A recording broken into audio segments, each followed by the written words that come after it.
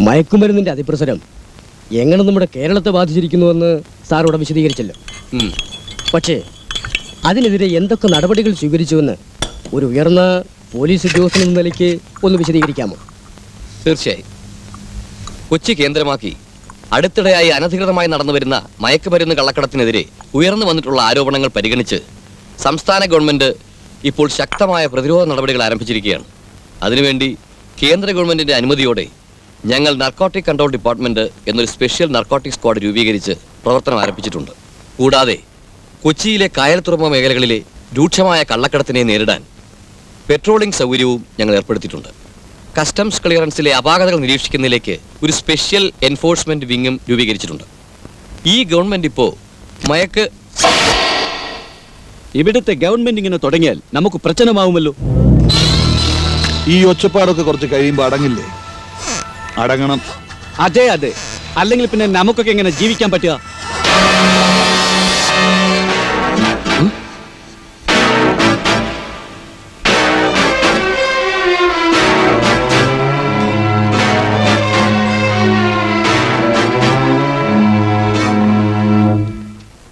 ആ ചെക്ക് കൊടുത്തേക്കൂ.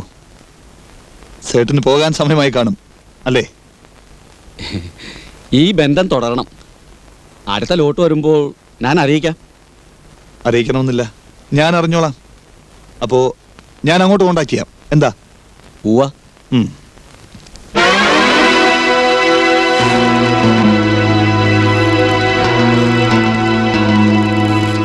അയാൾ ഏത് ഫ്ലൈറ്റിനാണ് പോകുന്നത്? Last flight. അയാൾ പോകുന്ന വഴിക്ക് ആരെയൊക്കെ മീറ്റ് ചെയ്യുന്നുവെന്ന് എനിക്കറിയണം. ആ പയ്യൻ നാളെ എത്തും. എവിടെ എങ്ങനെയെന്ന് നാളെ അറിയിക്കാമെന്ന് പറഞ്ഞത്. അവന് എന്നെ സംശയമുണ്ട് അല്ലേ?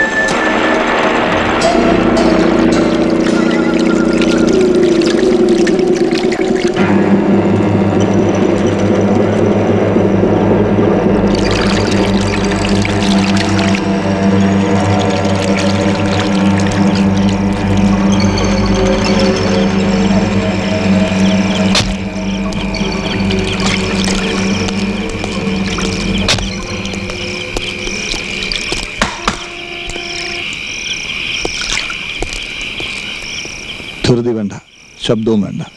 എനിക്കിവിടെ പോലീസിനെ വരുത്താൻ ഇഷ്ടമില്ല.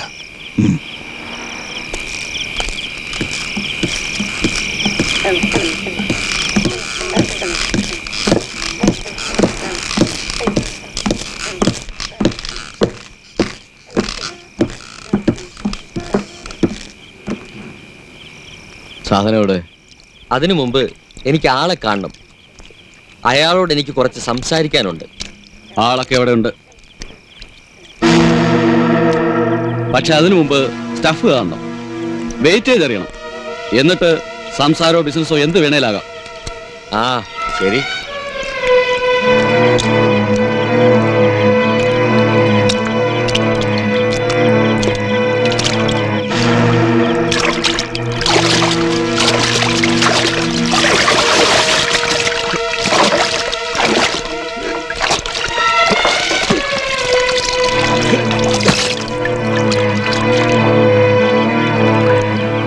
എത്ര കിലോ ഉണ്ടത്? 12. ആ പാക്കേജ് പൊട്ടിക്ക്.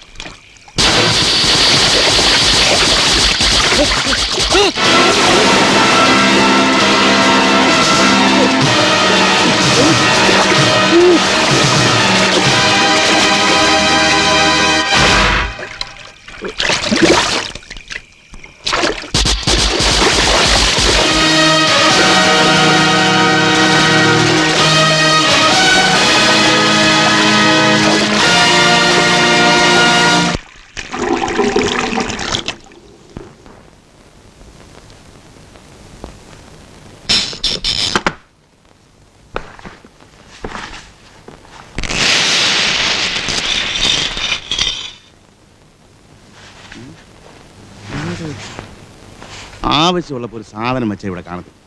ഗീതേ, എന്റെ യൂണിഫോമിന്റെ പാൻസ് എവിടെ? എന്റെ പാൻസ് എവിടെയെന്ന്? അവിടെ അലമാരിയിൽ കാണും. ദേ വരുന്നു മോനേട്ടാ.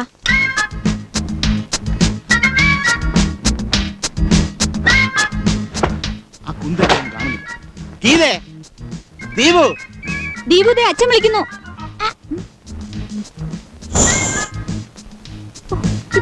രണ്ട് മൂന്ന്. ഗീതേ, എടി ദീപു നിന്നെ അച്ഛൻ വിളിക്കുന്നു. എടി ദീപു, ഒന്ന് ചെല്ലടി പെണ്ണെ. ഈ കുട്ടികൾ എവിടെ പോയി? അമ്മേ, അച്ഛന്റെ പാന്റ് നെറ്റിയുടെ അടിയിൽ ഒളിച്ചിട്ടുണ്ട്.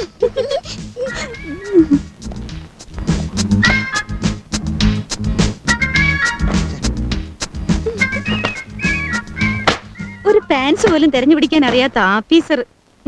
ഇതങ്ങോട്ട് നേരത്തെ പറഞ്ഞൂടായിരുന്നു. കളിക്കാൻ കണ്ട നേരം. കളിച്ചത് ഞാനല്ല. അച്ഛനെ ഇപ്പൊ വിടരുതെന്ന് കരുതി പിള്ളേര് മാറ്റി വെച്ചതാ. അയ്യോ, ദോശ കരിഞ്ഞാണ്.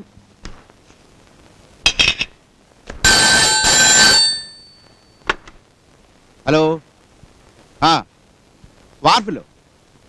ഞാനിത് ഇറങ്ങി. ആ വണ്ടി വിട്ടേക്ക്. ശരി. ദേ അച്ഛൻ വരുന്നുണ്ട്. എന്തോ പണി പറ്റിച്ച പോലെയാണല്ലോ നിൽക്കുന്നത് രണ്ടുപേരും.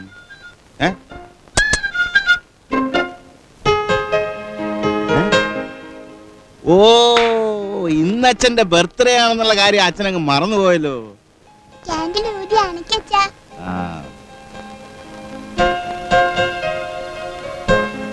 എവിടെ നിങ്ങളുടെ നേതാവിനെ കണ്ടില്ലല്ലോ? ഞാൻ ഇവിടെ തന്നെ ഉണ്ട്. നിനക്ക് വേറെ തൊഴിലൊന്നുമില്ല ലക്ഷ്മിക്കുട്ടി. ഇത് എന്ത് കോലവാ? കോലോ? ചേട്ടന് ഫാഷനെ പറ്റി വല്ലതും അറിയാമോ? ബോംബെ ഡേന്റെ പരസ്യം കണ്ടിട്ടുണ്ടോ? ഒരു പെണ്ണ് മതി മതി മതി മതി. ഈ ടി വി ഇവിടുന്ന് പോകാൻ നീ ഒന്നും ഗുണം പിടിക്കുകയല്ല. അച്ഛാ, കേക്ക് മുറിക്കച്ചാ.